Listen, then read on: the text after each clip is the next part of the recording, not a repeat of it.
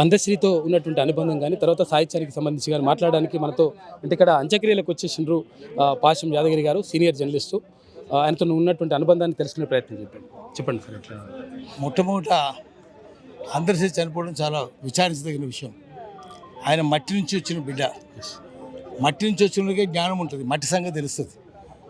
ముస్సోరు నుంచి direct parachute మీద దిగిన ఐఏఎస్ ఆఫీసర్లకు ఏం తెలియదు. ఆకాశం నుంచి డైరెక్ట్ ఊడిపడితే ముస్సోరి అంటే ఐఏఎస్ ట్రైనింగ్ సెంటర్, అక్కడి నుంచి వచ్చినాక ఏం తెలియదు.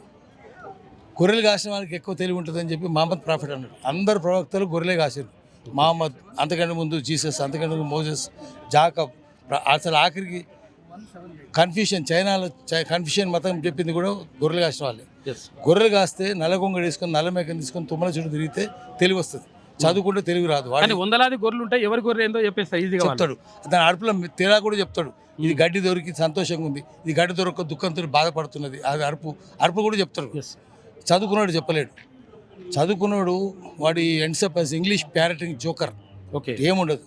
ఆయన అంత అద్భుతంగా చెప్పగలిగిందంటే మట్టి గురించి చెప్పగలిగాడు. మట్టి చూసి ఇది ఎర్రమట్టి, ఇది నల్లరేగడి, ఇది దుబ్బలు, ఇవి శెలకలు, ఇట్లా ఏమై అన్నీ చెప్తాడు. సౌడు భూమి అని చెప్తాడు. అందుకని అంత గొప్పగా రాసిండు ఆయన అందశ్రీ. ఒకటి తర్వాత శ్రమజీవులతోటి సంబంధం మమేకమైంది ఆయన. ఆయన కూడా స్వయం శ్రమజీవి కాబట్టి శ్రమజీవుల బాధని రాసిండు ఆయన. తాపీ మేస్త్రిగా ఉన్నాడు, గొర్రెలు కాసిండు, కష్టాలు పడ్డాడు, అనాథగా పెరిగిండు. కాబట్టి అవన్నీ తన కవిత్వంలో కనిపిస్తాయి. తెలంగాణ ఉద్యమంలో కూడా అదే ముందుకు నడిపింది. తెలంగాణ ఉద్యమాన్ని కవులు కళాకారులే ముందుకు తీసుకుపోయింది. ఎందుకంటే పాలో ఫ్రైరే చెప్పిండు, బ్రెజిలియన్ ఇంటలెక్చువల్.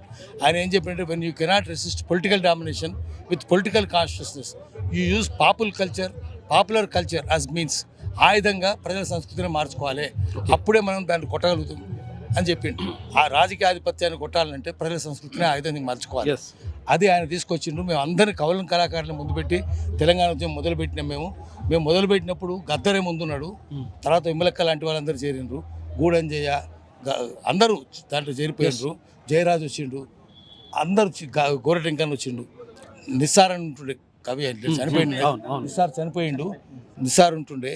ఒకరు కాదు, నేర్నాల కిషోర్ ఉండేది, వీళ్ళందరూ ఉండ్రి. గద్దర్ మీద 6 తూటాలు కలిసి నేను ఆయన పోయినాం.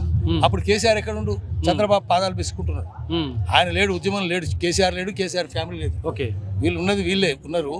కళాకారులతోటి తెలంగాణ వచ్చింది. కళాకారుల వల్ల ఎంత తెలంగాణ వస్తుంది, మాకు నష్టం అవుతుందని చెప్పి గద్దర్ మీద 6 తూటాలు కాల్చారు.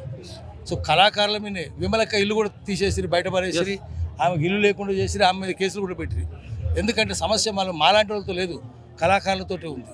కాబట్టి వాళ్ళే చైతన్యం నింపుకుంటూ పోయినారు. 95-96 నుంచి మేము తెలంగాణ ఐక్య కార్యాచరణ కమిటీ పెట్టినప్పుడు తెలంగాణ జేఏసీ అనేది తర్వాత వచ్చింది, కేసీఆర్తో వచ్చింది.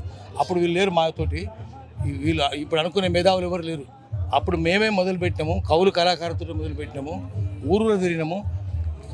తను అన్ని చోట్లకు వచ్చింది. రేబర్తిలనే కాదు, మేము అన్ని చోట్ల శౌర్యయాత్ర పెట్టినాము.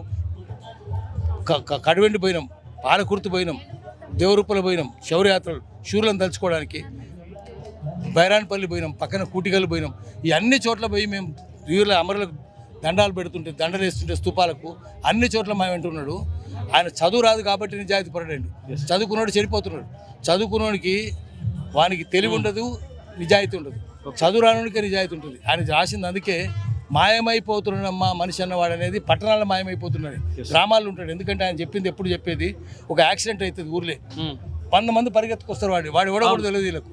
హైదరాబాద్లో పక్కింటోనికి యాక్సిడెంట్ అవుతుంది, ఎవడు కూడా అక్కడ చూసుకుంటాడు, లేకపోతే సెల్ ఫోన్ తీసుకొని షూట్ చేస్తుంటాడు. వానికి చదువు లేదు, నిజాయితీ లేదు, తెలివి లేదు, నిజాయితీ లేదు. చదువు ఉంటే తెలివి రాదు, చదువుకోకుండా తెలివి ఎక్కువ వస్తుంది, నిజాయితీ కూడా వస్తుంది. అందుకని ఆయన కింది నుంచి వచ్చిండు కాబట్టి మనిషి అన్నవాడు మాయమైపోతున్నాడు. పట్టణాల్లో రేబర్తిలో కాదు, మా రేబర్తి రండి మీకు కనిపిస్తుంది, ఏ ఊరికైనా రండి కనిపిస్తుంది. వాళ్ళకి నిజాయితీ ఉంటుంది, జ్ఞానం కూడా ఉంటుంది. చదువుకున్నానికి జ్ఞానం ఉండదు, నిజాయితీ ఉండదు అని చెప్పిండు. అందుకని ఆ పాట రాసిండు. అది ప్రజల్లో నానడానికి కారణం ఏంటంటే ప్రతి ఒక్కరు దాన్ని ఏకీపిస్తున్నారు. అయితే ఆయన చెప్పేది ఆదివాసులు, మేము చెప్పినప్పుడు ఆదివాసులకు పోతే అన్న ప్రతి ఒక్కరు మానవుడు అన్న. ఇట్లా చూస్తే ఆదివాసులు చెంచులు, గోండులు, కోయలు, కొమరలు, కొండరెడ్లు ఎంత నిజాయితీ ఉందన్న. వీళ్ళు మనుషులన్నా. నేను పాట మార్చుకోవాలి కానీ వీళ్ళ కోసం మార్చుకోలేను. ఎందుకంటే ఆదివాసులు గొప్పలు అని చెప్పి రాయాలి అని రాద్దామని అనుకున్నాడు. ఈ లోపల పాపం ఆయన పోయినాడు. కొంచెం ఆయనకి ఏ అలవాటు లేదు, మందు లేదు, మందు తాగడు, మాంసం తినడు, సిగరెట్ లేదు, వక్కపొడి లేదు, ఏది లేదు, ఏది అలవాటు లేదు. ఆయన చేసిన పొరపాటు ఏంటంటే మధ్యన టాబ్లెట్స్ వేసుకోవాలి. అది వేసుకోవడం మా నియమం ఒకటి తప్పిండి ఒకటి, అది రావడం వల్ల చనిపోయింది. లేకపోతే ఇంకా కొంతకాలం బతికేవాడు ఆయన. చనిపోవడం పాపం బాధ కలిగిస్తున్నది అందరికీ. అందుకని ప్రజల సంస్కృతిని ముందుకు తీసుకొని పోవాలి. మళ్ళీ తెలంగాణలో పౌర సమాజం లేచి నిల్చోవాలి. తెలంగాణలో మళ్ళీ దొంగల రాజ్యం అయ్యేటట్టున్నది. దొంగల రాజ్యం కాకుండా ప్రజల రాజ్యం కాదు. తెలంగాణ వచ్చింది కానీ భౌగోళిక తెలంగాణ వచ్చింది కానీ ప్రజాస్వామిక తెలంగాణ రాలేదు. ప్రజాస్వామిక తెలంగాణ రావాలంటే మళ్ళీ సాంస్కృతికమాన్ని పునరుద్ధరింపజేయాలి.